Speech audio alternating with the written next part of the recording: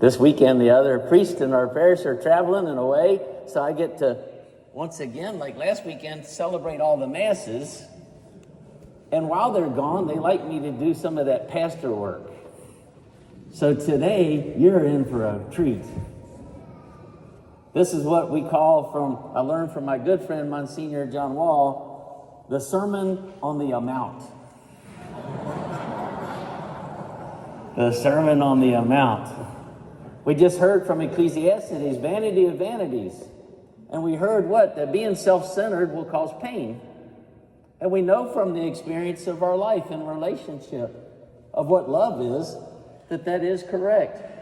That any selfishness, putting ourselves above God or others, will cause pain. Because those who are in our life to be loved will feel it. That we're not concerned about them above ourselves. And that pain will be real. And it manifests itself into the world that we live in. Where does sin come from? Well, it comes to this root of putting ourselves first. And then we also hear this great part of the gospel, that greed is part of that selfishness. And anytime we encounter greed, there it is, this pain. I remember being at a wedding reception and speaking to someone who was distraught because they saw the rest of the wedding party and family together in such happiness. And he said, "Father, this is almost sad for me to watch." I said, "Why?" He said, "I don't speak to my brother or sister because of an inheritance." He said, "If my father had died poor, we'd all still be together." And isn't that a sadness about what greed can do and separate people? The truth is as a pastor, I do worry about the household. Just like all of you have to be good stewards of your resources and of the household. We ever have to keep track of what the place is doing and where we are. There's always a great need for us to share the faith, the mission of Christ in the world, and especially with our young people. So in our last year budget, we shift focus just a little bit. And the only thing we increased in our budget for this year is our spending on youth programs. And we've cut back on adult programs. Sorry about that. But it's okay. You have the gift of faith, and we can work that out together in volunteer mode. But we do have to increase passing on this faith to young people. Because even as we grow in the South, we know the rest of the world is not experiencing that. And the South is just a slower place that often catches up to the rest of the world.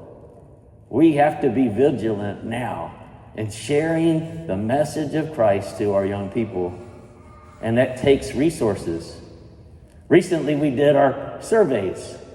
And I've already gotten the first glimpse, the first meeting with our volunteer team, the data technicians, who have taken and expanded on what the survey results from all of you are, and they're beautiful.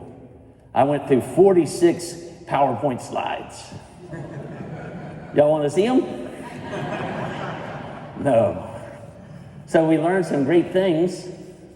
The people in their 50s and 60s are the most generous givers. So if you're in your 70s and 80s, step it up.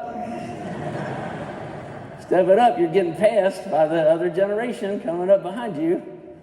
But also, if you're in your 20s and 30s, we need you to register on your own in the parish. What we found is a lot of our people, young people, are here, but we don't have your information to send you the emails and the real information of the parish so that you can be more engaged. Young people throughout the world now schedule their activities different than the previous generations. And they're more apt to just jump into something around their work schedules that are often from home and often all kinds of hours. So please, if you're in your 20s or 30s, register on your own so that we can be in contact with you. Young people are always, once we have that connection, are always good-natured and generous. Why do we need to talk about money? Well, it's always there because this is the family of faith. Our average monthly utility bill here is $16,000 on this campus. That's a lot. Our insurance for all these buildings to cover them is $13,000 a month. What does it take? It just takes for all of us to be good stewards and to give a little. And really, we're only dragged down by people who don't give. And that's where we want to highlight these great gospels and talk about what holding our resources and treasures will do, because they're temporary. In the gospel, the farmer has built bigger barns, but what? His life is called upon, and all of that will be left behind. Our deep belief and our revelation from God is we're all on a journey, and we're on a journey together. We've come from pure love, creations of God, and we're journeying back to God. And so we don't need to have fear about running out of blessings and resources. God is going to continue to love us into the next world, and our work will continue there. And we're not saving up for heaven. No, just the opposite. We're gaining momentum of a life of virtue and charity to go into heaven. We almost want to go into heaven at full speed of what? Of being charitable. That's the true mission. Because heaven for a professed Catholic, a peace person of Christ, heaven is not Del Webb in the sky. It is not. It's being joined to God in pure love. Our work of love will increase in heaven. And we'll look back on what? On tangible things as what they are, temporary. So please be generous in your giving. The best way for our parish is the faith direct, the slow, steady giving of your resources. And if you do that, then this place will continue to grow and accept people and walk with them and be a place of light and goodness, and especially hand on this gift of faith to our young people. I was really changed early on in my business career, right after college, by an example of two clients. And I was enamored when I came up and grew up. I grew up in the 80s for most of my education years. Graduated from college in 1989. And if you remember the 80s, and I can see most of you do, 80s was a time in America where we really jumped into chasing the dollar. I grew up in a time where the most popular TV shows were Dallas and Falcon Crest. There weren't any poor people on TV. And growing up in a family of first generation, my brothers and I, of college students, I was caught up into that. Really fascinated by people with great wealth and resources and how their life looked easier than ours. And so when I was in this new public accounting role, making more money my first year than my dad ever made, I was caught up into that, and I got a phone call from one of our clients. His name was Zane Shoker. He was in the Shenandoah Valley in Harrisonburg. I had met him in college. He was really a character, outgoing, personable person. He had a food business called Harrisonburg Food Produce. And he had sold the business to Cisco. You might see their trucks running around on 540, Cisco Food Service. He sold his business some years before that to Cisco. And see, he was one of those old smart people. He didn't take any cash. He just took a percentage of Cisco. And then he bought some more unknowns to them. So they bought him out, and then lo and behold, then he became their boss. He turned the tables on them and became in control of Cisco in that whole region. He was well known and spoke to our business classes. And in public accounting, when I was out, he called me as one of our clients and said, "Chris, I heard you're from Newport News." I said, "I am." He said, "There's another person there that I went to school with, and I haven't seen in many years. And I'd like to see him." I said, "Who is it?" He said, "Buck Soder." And I said, "This sounds like a cartoon, Zane and Buck." The person he asked about, I knew from church and the Knights of Columbus. And he was also well known in our town in Newport News. Buck Soda was a great salesman who had worked at the shipyard and at a supply house, but then spent his real career building up a company called Mr. Frosty's Seafood, with the great thing of, after World War II, of freezing seafood right away when it came into the docks so that they could have fish fries throughout the Midwest. And that company grew, and Buck Soda was part of that and had sold it. He was always super generous to the church, and he always supported our Knights of Columbus in Newport News. I knew exactly who Buck Soda was, and he was a client of our firm as well. Zane Shoker said, bring Buck Soda to my house for lunch. I haven't seen him in years. We went to college together, and I want to see him.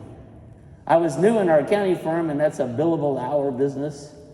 I was not a supervisor, and I said, well, I don't have free time for that. You'd have to ask maybe one of the partners. He said, I don't know the partners, you bring them. I said, well, it'd have to be billable hours. He said, I don't care. I was thinking, he is rich. In 1991, my billable hour rate at this conversation was $125 an hour. The staff accountant got 40 of that. But still a good life, a blessed life. He was willing to pay the $125 an hour for me to drive Buck Soda 2 hours to his house, have a 2-hour lunch, and drive 2 hours home. That's an expensive lunch. Are y'all doing the math? $7.50. I got back, my partner in the accounting firm was saying, you're doing good for a new accounting. Billable hours are up. 2 months later, Zane said, bring him again. See, the truth is during that time with Buck, driving with him, sharing lunch with them, Zane paid for the lunch too, is I enjoyed being with those two guys, hearing their stories. They both told me the stories of meeting their wives at a dance, at a college, their friendship in the ball games, watching each other's careers come and build up and their children. That 2-hour lunch was something special. When he called back and said, bring him again, I said, Zane, $750 is expensive for lunch. Maybe you could come here someday on one of your travels. He said, Chris, friendship is worth more than any money. Wow, that stuck in my head. It resonated and I reflected on it a lot. Told him, when do you want Buck to come? Buck had a walker and somebody had to always bring him. And because of that goodness of heart, just like our experience in life when we're generous and good, I took a vacation day and took Buck to Zane's lunch. See, I couldn't charge them for something that was good anymore. The friendship is more valuable than money. And the truth is, brothers and sisters, is I was gaining their friendship and kept it until both of them passed. All of us have been blessed by God's love of us. And we're called upon to see what is valuable in our life. And it's not the treasures we have stored in any barn. It's our love and care and concern for one another. We are to share and share generously what's been given to us. And when we do so, in that mystery of God's love, it will circle around and bless us again.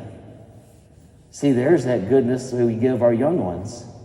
We want them to have a nice house, a good place. But also we want them to have what? A thankful heart, gratitude, and generosity. We are called to model that.